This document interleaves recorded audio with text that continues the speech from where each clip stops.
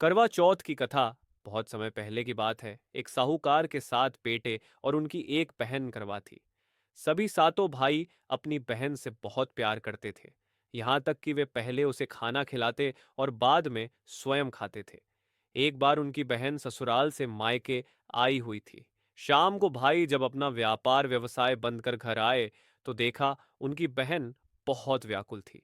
सभी भाई खाना खाने बैठे और अपनी बहन से भी खाने का आग्रह करने लगे, लेकिन बहन ने बताया कि उसका आज करवा चौथ का निर्जल व्रत है और वह खाना सिर्फ चंद्रमा को देखकर उसे अर्घ्य देकर ही खा सकती है। चूंकि चंद्रमा अभी तक नहीं निकला है, इसलिए वह भूख प्यास से व्याकुल हो उठी है। सबसे छोटे भाई को अपनी बहन की हालत देखी नहीं जाती और वह दूर पीपल के पेड्डे पर एक दीपक जलाकर चलने की ओट में रख देता है। दूर से देखने पर वह ऐसा प्रतीत होता है कि जैसे चतुर्थी का चांद उदित हो रहा हो। इसके बाद भाई अपनी बहन को बताता है कि चांद निकल आया है, तुम उसे अर्घ्य देने के बाद भोजन कर सकती हो। बहन खुशी के मारे सीढ़ियों पर चढ़कर चांद को देखती है, उसे अर्घ्य देकर खाना खाने बैठ जाती है। वह पहला टुकड़ा मुंह में डालती है तो उसे छींक आ जाती है। दूसरा टुकड़ा डालती है तो उसमें बाल निकल आता है और जैसे ही तीसरा टुकड़ा मुंह में डालने की कोशिश करती है तो उसके पति की मृत्यु का समाचार उसे मिलता है। वह बौखला जाती है। उसकी भाभी उसे सच्चाई से अवगत कराती है कि उसके साथ ऐसा क्यों हुआ। करवा चौथ का व्रत गलत तरीके से टूटने के कारण देवता उससे नाराज हो गए हैं और उन्होंने ऐसा किया है। सच्चाई जानने के बाद करवा निश्चय करती है कि वह अपने पति का अंतिम संस्कार नहीं होने देगी और अपने सतीत्व से उन्हें पुनर्जीवन दिलाकर रहेगी। वह पूरे 1 साल तक अपने पति के शव के पास बैठी रहती है, उसकी देखभाल करती है, उसके ऊपर उगने वाली सुई नुमा घास को वह एकत्रित करती जाती है। 1 साल बाद फिर करवा चौथ का दिन आता है। उसकी सभी भाभियां करवा चौथ का व्रत रखती हैं।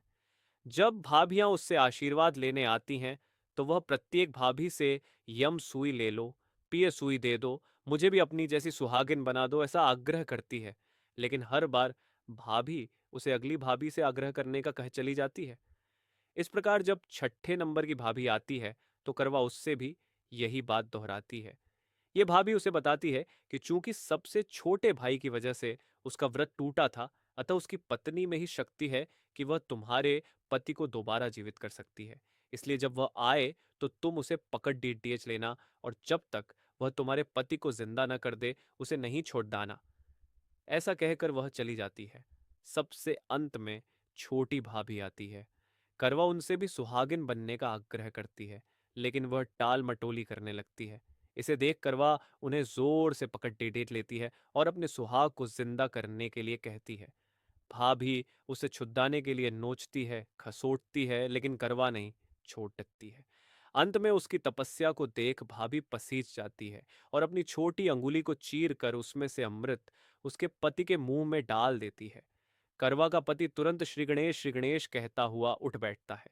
इस प्रकार प्रभु कृपा से उसकी छोटी भाभी के माध्यम से करवा को अपना सुहाग वापस मिल जाता है।